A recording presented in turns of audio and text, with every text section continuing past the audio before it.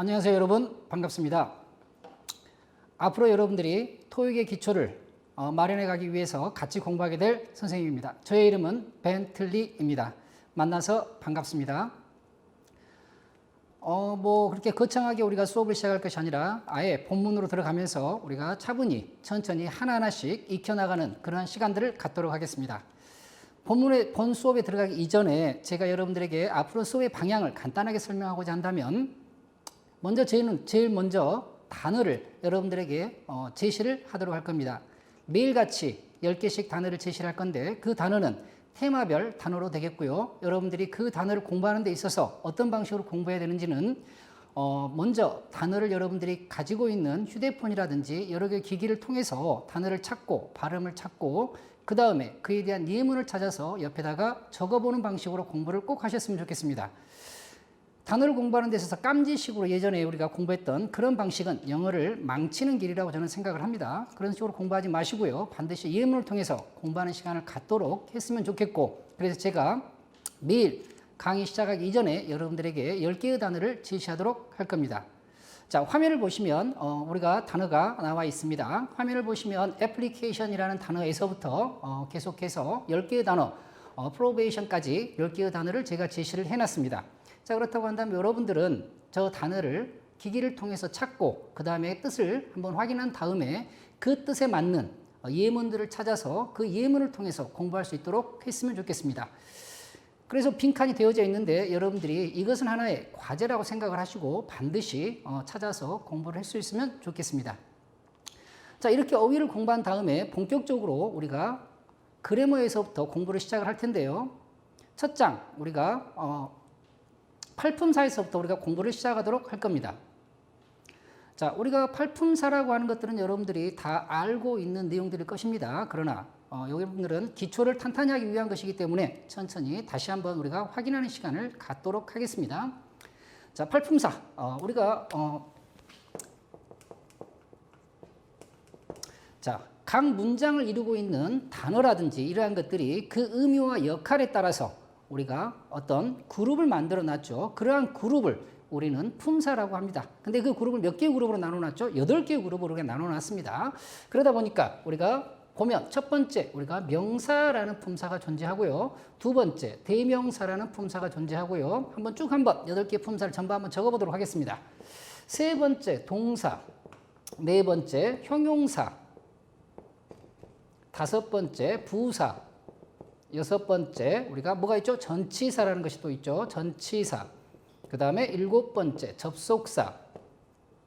그 다음에 여덟 번째 감탄사. 이렇게 해서 우리가 8개의 품사로 우리가 나눠져 있다. 이렇게 생각할 수 있겠습니다. 팔품사 우리가 공부를 아주 복잡하게 공부하는 경우도 있지만은 저는 그렇게 생각하지 않습니다. 영어를 공부하는 데 있어서 복잡한 것은 버리는 게 좋다고 생각을 합니다. 간단하게 우리가 공부할 수 있으면 좋겠습니다. 자, 그러면 하나하나 쪼개서 명사에서부터 한번 살펴보도록 하겠습니다. 자, 명사 이렇게 나와 있습니다. 명사라고 하는 것은 그리고 화면을 잠깐 보시면 우리가 명사에 대해서 정의와 그 다음에 예문들이 잠깐 나와 있습니다. 한번 살펴보도록 하겠습니다. 자, 명사 뭐라고 나와 있죠? 유형, 무형의 사물이나 사람의 이름을 나타내는 말로서 문장에서 주어, 목적어, 보호 역할을 한다 이렇게 나와 있습니다. 굉장히 복잡합니다. 복잡하지만 이때의 명자가 우리가 이름 명자이죠. 그래서 간단하게 명사라고 하는 것은 자, 칠판을 한번 보시면 명사라고 하는 것은 그냥 뭐다? 이름이다. 이렇게 생각하시면 되겠습니다. 이름이다. 근데 우리가 앞으로 공부할 내용은 이름이긴 한데 이 이름을 역할하고 있는 명사가 문장 안에서 어떻게 쓰이느냐만 간단하게 그냥 머릿속에 두고 넘어갔으면 좋겠습니다. 뭘로 쓰인다고 얘기하죠? 우리가 주어라든가 목적어라든가 보호로 쓰인다. 이렇게 얘기를 하죠. 이렇게 간단하게 우리가 일단 기억만 하고 넘어갈 수 있으면 좋겠다고 생각을 합니다. 자, 다시 한번 화면을 보시면 그 화면 속에 보면 첫 번째 예문에 보니까 우리가 뭐가 나와 있죠? The boy lives in Seoul이라는 화면이 나와 있습니다. 자, 이 화면을 보면은 이 화면 속에서 우리 명사를 한번 찾아보도록 할게요. 명사는 뭐가 있죠? boy라는 명사가 있고요. 또 뭐가 있습니까? Seoul이라는 명사가 또 존재하고 있습니다. 자, 그러면 이 문장에서 우리가 여러분들은 어느 정도는 동사가 뭔가는 찾아볼 수 있을 거예요. 뭐죠? lives라고 하는 동사가 존재하고 있죠. 그래서 우리가 이 lives라고 하는 동사의 앞에 주어 역할을 하고 있는 boy, 그 다음에 in이라고 하는 전치사 뒤에 나중에 공부하겠지만 in이라고 하는 전치사 뒤에 목적으로서 so울이라는 명사가 존재하고 있습니다. 이와 같이 명사라고 하는 것은 이름을 나타내는 것이면서 문장 안에서 주어나 목적어나 보호 역할을 한다. 우리가 이렇게 얘기할 수 있습니다. 두 번째 질문을 보면은 뭐 런던 이렇게 나와 있죠. 여기 역시 런던도 우리가 명사가 되겠죠. 그 뒤에 나와 있는 캐피털 수도가 되겠죠. 수도도 역시 명사이고요. 그 다음에 잉글랜드 역시 나라의 이름으로서 역시 명사가 존재하고 있습니다. 그 위치를 한번 봐보니까 is라고 하는 동사 앞에 주어 역할을 하고 있는 런던, 그 다음에 is라고 하는 건 비동사인데 그 뒤에 반드시 보호의 위치가 오거든요. 그래서 우리가 캐피털을 보호라고 합니다. 그 다음에 아까도 봤다시피 of라고 하는 전치사 뒤에 잉글랜드라고 하는 영국이라고 하는 명사가 역시 또 존재하고 있습니다. 이와 같이 주어, 목적어, 보호의 자리에 올 수 있는 게 뭐다? 명사다. 우리 이렇게 판단해 볼 수 있겠습니다. 그래서 앞으로 여러분들이 명사라고 한다고 한다면 어떻게 생각하시면 된다고요? 그냥 이름을 나타내는 게 명사이고 그 다음에 그 위치는 어디다? 주어, 목적어, 보호다. 이렇게 우리가 생각하시면 되겠습니다. 자, 그 다음에 밑에 보니까 가산명사와 불가산명사라는 말이 나와 있습니다. 앞으로 이제 우리가 명사라는 것을 부딪히게 되면 반드시 그 명사가 쓸 수 있는 명사인지 쓸 수 없는 명사인지는 조금은 살펴보면서 우리가 공부할 필요는 있겠다. 앞으로 장기적인 관점에서. 그래서 가산명사라고 하는 건 쓸 수 있는 명사이고 불가산명사라는 것은 쓸 수 없는 명사를 얘기하고 있겠죠.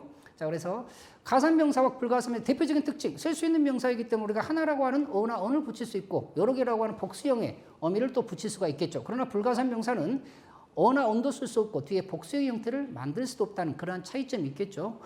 이런 간단한 내용이지만 토익에는 이러한 것들이 또 시험에 나옵니다. 그렇기 때문에 우리가 미리미리서 조금씩 살펴보면서 명사를 공부했으면 좋겠습니다. 간단하게 이렇게 명사를 살펴봤고요. 자, 칠판을 한번 다시 한번 보신다고 한다면 명사 다음으로 이제 대명사를 한번 살펴보도록 하겠습니다. 자, 대명사에서 이때 대자가 무슨 대자이죠? 이때의 대자라고 하는 것은 대신할 대가 되겠죠. 그래서 우리가 명사를 대신하는 말이다 이렇게 얘기를 할 수 있겠습니다. 그렇다면 명사를 대신하는 말이라고 한다라고 하는 것은 결과적으로 명사와 대명사는 같은 역할을 하고 있다 이렇게 얘기할 수 있습니다. 그래서 대명사는 명사를 대신하는 말인데 우리가 역할을 본다면 뭐가 된다? 주어, 목적어, 보호 역할 그대로 똑같이 하고 있다. 우리는 이렇게 얘기할 수 있겠습니다. 자, 그래서 우리가 대명사는 그다지 생각할 필요는 없습니다. 다 알고 있는 내용, 뭐 나를 대신할 때 뭐라고 그러죠? I, 뭐 너, you 이런 인칭 대명사, 그 다음에 우리가 가리키면서 하는 지시 대명사, this, that 이러한 것들이 또 있겠죠. 뭐 이러한 것들 생각하면서 우리가 대명사 공부하시면 되겠습니다. 명사하고 대명사를 간단하게 우리가 한번 차이를 한번 본다고 한다면 명사는 각각의 이름을 나타낸 거라고 얘기를 했기 때문에 뭐 저 같은 가르치는 직업을 얘기할 때 뭐라고 하죠? teacher, 선생님을 얘기하고요. 그 다음에 이런 거 같이 배우는 학생들은 뭐라고 하죠? student이라고 하는 명사가 존재합니다. 뭐 책상, 뭐 칠판 이런 것들 다 명사라고 그러겠죠. 그러나 대명사라고 하는 것은 대신하는 말이기 때문에 여기저기에 대신만 하고 있다고 한다면 다 쓸 수 있는 말이겠죠. 자, 선생님 한번 봐보십시오. 그렇다고 한다면 선생님은 뭐가 되죠? 명사입니다. 근데 저를 한번 봐보세요 할 때 저는 뭐가 되겠죠? 대명사가 되겠죠. 자, 여러분 학생입니다. 근데 제가 학생들이라고 한다면 학생은 명사이겠지만 여러분, 당신들, 너희들 이렇게 얘기한다고 한다면 그것은 뭐가 되겠죠?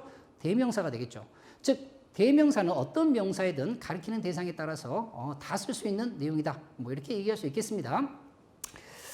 자, 그럼 다시 화면 한번 봐보도록 하겠습니다. 자, 화면을 보면은 대명사는 뭐라고 나와 있습니까? 명사 대신 쓰는 말로 주어, 목적어, 보호 역할을 한다 이렇게 나와 있습니다. 자, 첫 번째 예문만 한번 보고 넘어가 보도록 할게요. 첫 번째 예문에 보니까 뭐가 나와 있습니까? Do you know the boy? 이렇게 나와 있습니다. 너는 그 소년을 알고 있니? 이렇게 나와 있죠. 이때 the boy가 소년이겠죠. 소년이 명사입니다. 이에 대한 답변으로서 yes, I know him 이라는 말이 나와 있어요. 이때 him이라고 하는 것이 바로 boy라고 하는 소년을 대신하고 있겠죠. 영어에서는 명사가 한번 쓰이면 다시 한번 반복할 때는 이와 같이 대명사로 바뀌어서 표현하는 것이 일반적인 내용이 되겠습니다.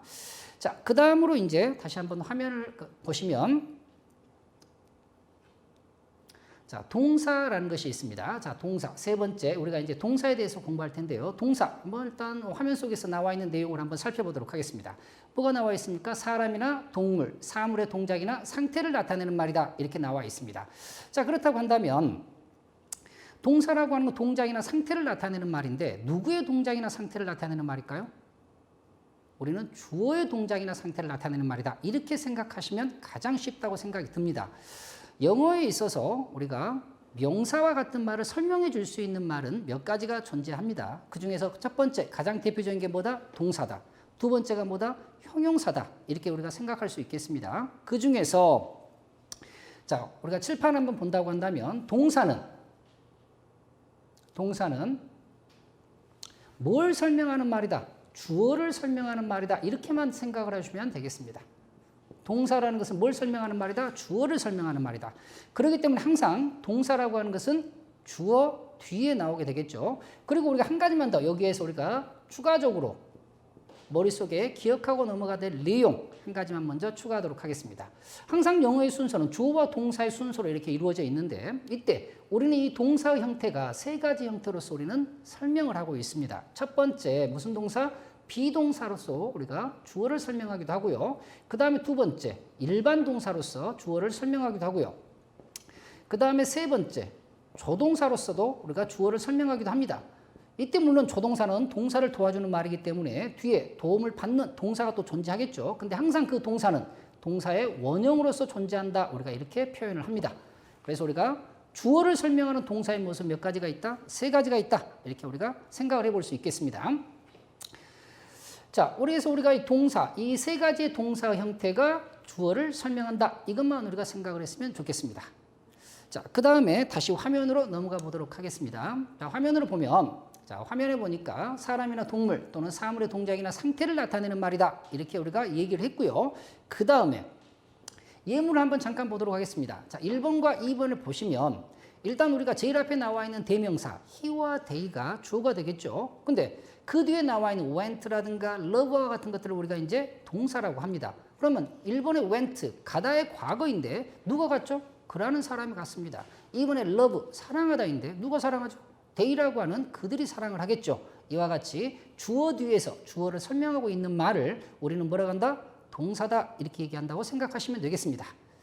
자, 그 밑에 잠깐 보시면 자동사, 타동사가 나와 있습니다. 자, 자동사, 타동사가 나와 있는데 이때 우리가 나중에 공부할 때 조금 난이도 있는 내용이 되겠습니다. 근데 간단하게 설명하고 넘어가도록 할게요. 자동사라고 하는 것은 목적어를 필요로 하지 않는 동사, 타동사라고 하는 것은 목적어를 필요로 하는 동사다. 뭐 이 정도는 우리가 머릿속에 기억해 놓고 나중에 세부적인 동사 파트에 가서 공부할 때 좀 더 자세히 공부하도록 하겠습니다.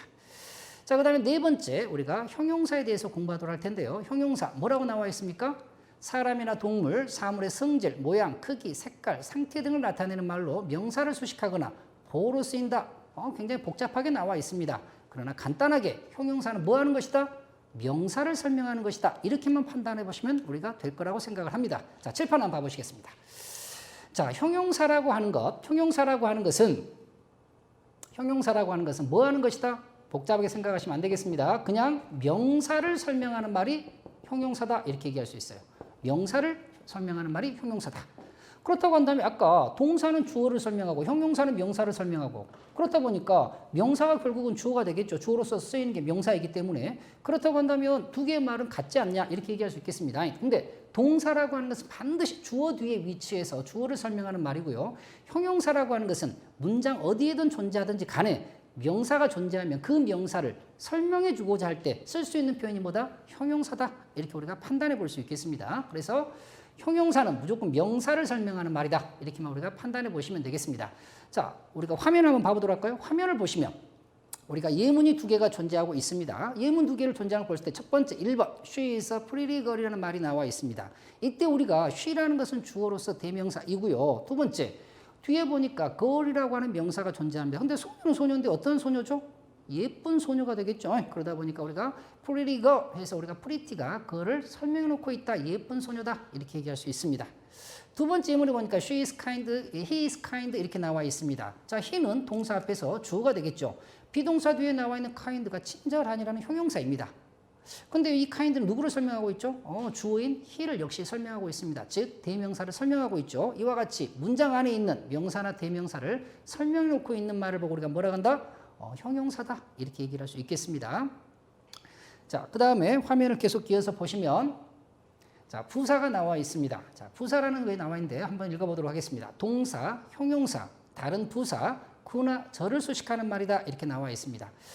자, 우리가 부사라고 하는 것은 부사도 역시 간단하게 표현해 보도록 하겠습니다. 칠판 한번 보시면 부사라고 하는 것은 이제 그냥 우리 문장 속에 나와 있는 동사라든가 또는 형용사라든가 또는 부사라든가 이제 앞으로 우리가 배우게 될 구나 또는 절과 같은 것이 있습니다. 이러한 절들을 강조해주기 위해서 수식하는 것이다. 수식을 하는데 그냥 수식하는 것이 아니라 뭐 하기 위해서? 강조하기 위해서 수식하는 것이다. 이렇게 우리가 생각하시면 되겠습니다. 아까 우리가 예문을 통해서 그녀는 우리가 매우 친절한 소녀다 이렇게 얘기했을 때 She is a very kind girl 이렇게 나와 있었습니다. 자, she is a very kind girl 이렇게 나와 있을 때 우리가 여기에 나와 있는 kind라고 하는 것은 뒤에 나와 있는 이 명사, 우리가 명사라고 하는 요것을 수식해주는 뭐였죠? 형용사였습니다. 그러면 소녀는 소녀인데 친절한 소녀인데 그냥 친절한 소녀가 아니라 어떤 소녀라고요? 매우 친절한 소녀다라고 해서 이 형용사를 우리가 강조하기 위해서 설명해주고 있는 뭐다? 부사다 이렇게 얘기할 수 있겠습니다. 그래서 부사라고 하는 것은 이와 같이 동사라든가 형용사라든가 또는 자기 이외의 다른 부사라든가 또는 구나 절 등을 강조하기 위해서 수식해주는 역할을 할 뿐이다. 이렇게 우리가 얘기할 수 있겠습니다. 자, 그 다음에 그래서 우리가 예문 이렇게 봤고요. 그 다음에 전치사 한번 살펴보도록 하겠습니다. 자, 전치사 화면을 한번 보시면 전치사 이렇게 나와 있네요. 전치사 이렇게 나와 있습니다. 명사나 대명사 앞에 위치해서 다른 말과의 관계를 나타내는 말로서 형용사나 부사구를 만든다 이렇게 나와 있습니다. 복잡하네요. 자, 우리가 여기다 전치사는 따로 한번 칠판을 통해서 한번 설명을 한번 해보도록 하겠습니다. 자, 칠판 한번 봐보시면 6번째 전치사 한번 공부해 보도록 할게요. 자, 전치사에서 이때 전자는 무슨 전자죠? 앞전자가 되겠습니다. 앞전자. 즉 이때 치자가 둘치가 되겠죠. 무조건 앞에 두는 말을 보고 우리가 뭐라고 한다? 전치사라고 얘기합니다. 그럼 앞에 두는 말이기 때문에 뭔가에 앞에 돼야 되겠죠. 그럼 뒤에 오는 말도 있습니다. 근데 이 뒤에 오는 말이 뭐냐? 이제 앞으로 저와 공부할 때는 전치사 뒤에는 무조건 뭐가 온다? 목적어가 온다 이렇게 생각하시면 되겠습니다. 전치사 뒤에는 무조건 뭐가 온다? 목적어가 온다 이렇게 생각하시면 되겠습니다. 물론 이 목적어로서 가장 대표적으로 쓰이는 품사가 명사가 되겠습니다. 아까 얘기했죠. 주어, 목적어, 보어로 쓸 수 있는 품사가 뭐다? 명사다 이렇게 얘기를 했습니다. 자, 그래서 목적어로 쓸 수 있는 대표적인 품사 명사가 이거 보니까 어떤 사람들은 전, 명, 구다 이렇게 표현하기도 합니다. 그러나 이러한 공식적인 명칭은 전치사 플러스 명사를 우리는 무슨 구다? 전치사 구다 이렇게 얘기를 합니다.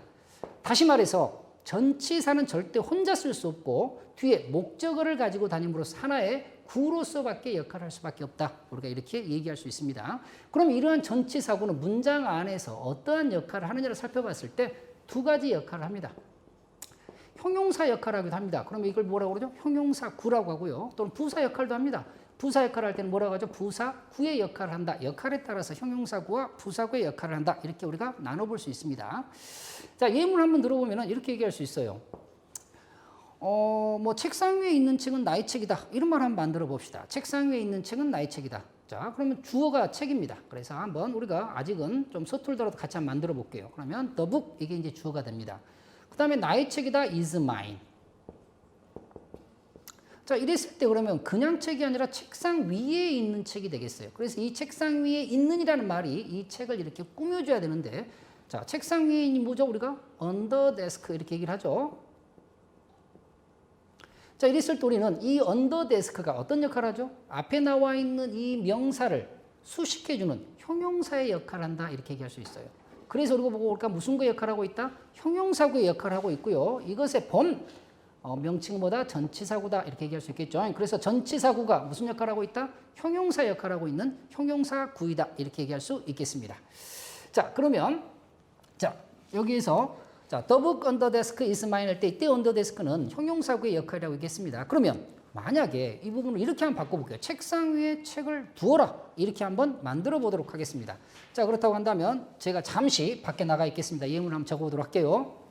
자, 두어라가 뭐죠? put이 되겠습니다. 두어라, put. 그 다음에 책을 뭐라 하죠? the book. 그래서 책을 둬라. put the book입니다. 어디다 책을 둬라? under desk. 책상 위에 책을 둬라. 이렇게 얘기할 수 있겠습니다. 자, 그렇다고 한다면 여기 잠깐 살펴보니까요. 이제 우리가 여기에 나와 있는 이 under desk는 위하고 똑같습니다. 자, 똑같은 내용인데 이 똑같은 내용을 앞에 나와 있는 어떤 역할을 한가 봤더니 책상 위에 둬라. 이와 같이 동사를 수식해주고 있어요. 여기서는. 그러다 보니까 이게 이제 우리가 형용사구의 역할이 아니라 이때는 우리가 무슨 구의 역할을 하고 있다? 부사구의 역할을 하고 있다. 우리가 이렇게 얘기할 수 있습니다. 이와 같이 똑같은 형태의 전치사가 이끌고 있는 전치사 구가 형용사구의 역할을 할 수도 있고 부사구의 역할도 할 수 있다. 이렇게 얘기할 수 있겠습니다. 자, 그다음으로 마지막으로 이제 우리가 한번 접속사에 대해서 간단하게 살펴보고 수업을 마치도록 하겠습니다.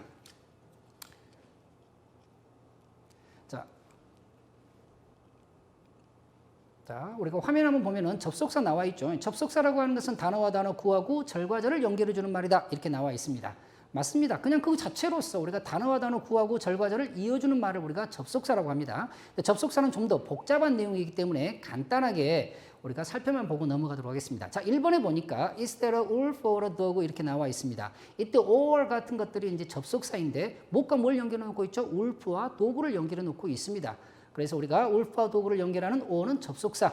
밑에도 역시 마찬가지입니다. We stay home 이렇게 나와 있는데 우리는 집에 머물렀다는 왜 집에 머물렀죠? Because it rained yesterday. 어제 비가 왔기 때문에 라고 할 때 집에 머물렀다와 비가 왔기 때문이라고 하는 두 개의 절을 because가 연결해 놓고 있습니다.